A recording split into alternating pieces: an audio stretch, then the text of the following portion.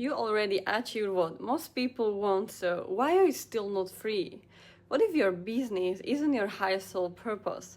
A few years ago, I worked with a man who had everything, at least from the outside. He was successful, he owned a couple of businesses, he had built a couple of brands, he had money, the kind of life many people spend decades trying to create, and yet he was very exhausted. He has like no energy. Not like I need a vacation exhausted. I mean, falling asleep in the middle of a sunny afternoon exhausted. He drank coffee after coffee after coffee, trying to force energy into a body that simply didn't want to cooperate. From the outside, it made no logical sense. Maybe it could look like, oh, you just don't have energy, you need sleep. But his business was successful.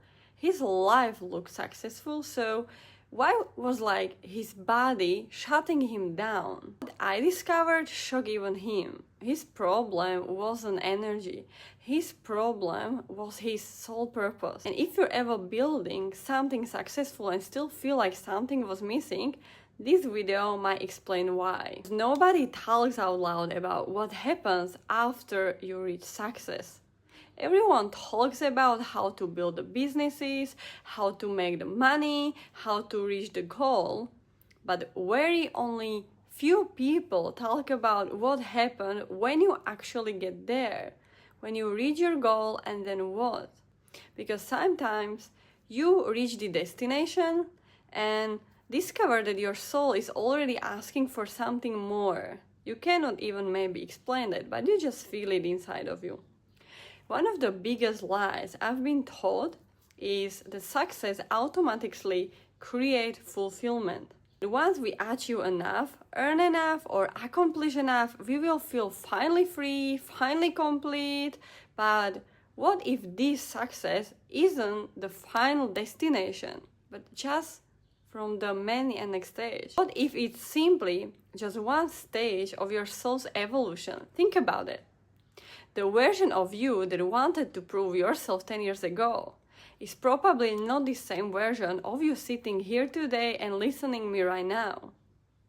The version of you that wanted freedom, wanted some specific goal, wanted that car, wanted that job, isn't necessarily the version of you that wants a real meaning and the next level. The version of you that wanted achievement is not necessarily the version of you that wants purpose. And yet most people continue trying to live from this old identity they've already outgrown.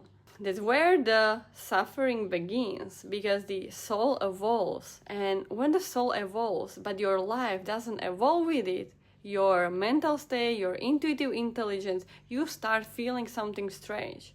You create resistance, you may feel restless, you may experience disconnection if you are more sensitive, frustration and feeling that something is missing, or you don't know like what, but something should be like maybe different.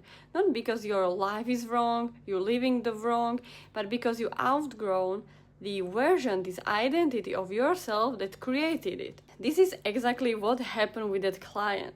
As we worked together, it became clear that on a soul level he felt trapped. Not trapped by the person, not trapped by money, not trapped by the outer circumstances, but trapped by his own identity. He had become so identified with being the businessman that he had completely disconnected from another part of himself, his intuitive intelligence, even if he is intuitive and spiritual. His deeper knowing, his spiritual gifts, to use them fully with confidence and how to apply them to your life. The part of him that was trying to guide him into the next chapter of his life. And because he kept ignoring that voice, his body started creating resistance.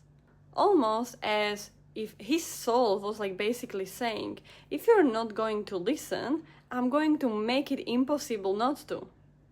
Now, I'm not saying every illness comes from this, or every accident, everything what you're going through. But I do see patterns When people ignore themselves long enough, life starts getting louder, especially your soul. The fatigue gets louder, the frustration gets louder, maybe even anxiety, the emptiness gets louder, the feeling that something isn't aligned gets also loud. Because your soul wants attention. And I've seen this happen with many clients. I remember another woman who came to me because she wanted to change careers. It was an amazing woman in her 30s, but she kept asking, trapped in the job, what she doesn't make her soul fulfilled, even she had nice money. She was like, what should I do? What is my soul purpose? What is the right decision? I want something more. But every option felt confusing. This old woo-woo type of spirituality haven't been resonating with her. And every direction felt unclear. And what we discovered was the real problem wasn't her career, of course.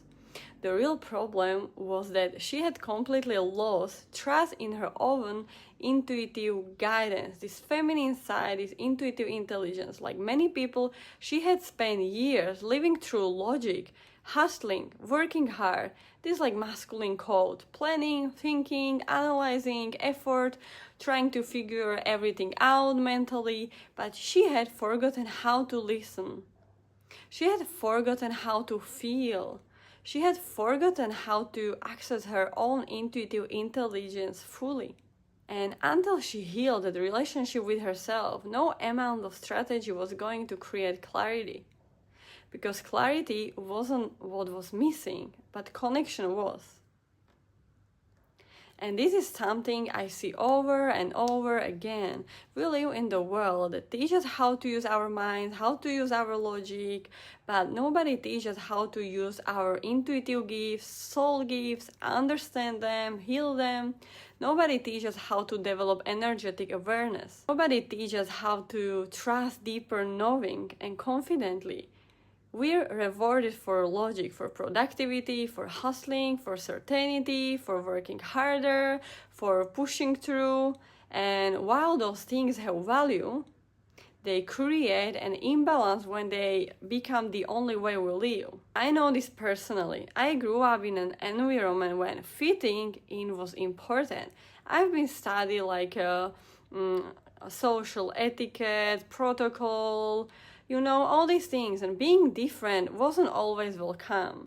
You would be like very weird if you would go for a conference and you just start in channel or something. So being intuitive wasn't considered intelligence, and so I learned to live primarily through the mind, like many people do, avoiding this side or at least look normal from the outside. But eventually I realized something.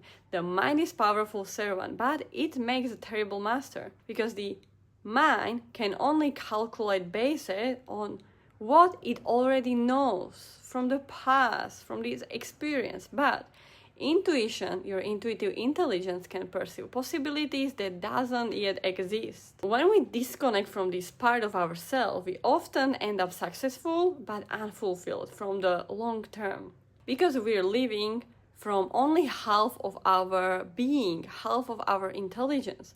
This is why I don't believe your business and your intuitive gifts were never ever meant to be separated. In fact, I think that's one of the biggest misunderstandings in both business world and spiritual world. Your business is not separate from your consciousness. Your business is not separate from your energy. Your business is an extension of you. It's your creation, it's your expression, it's your baby, it's the plant you seed before.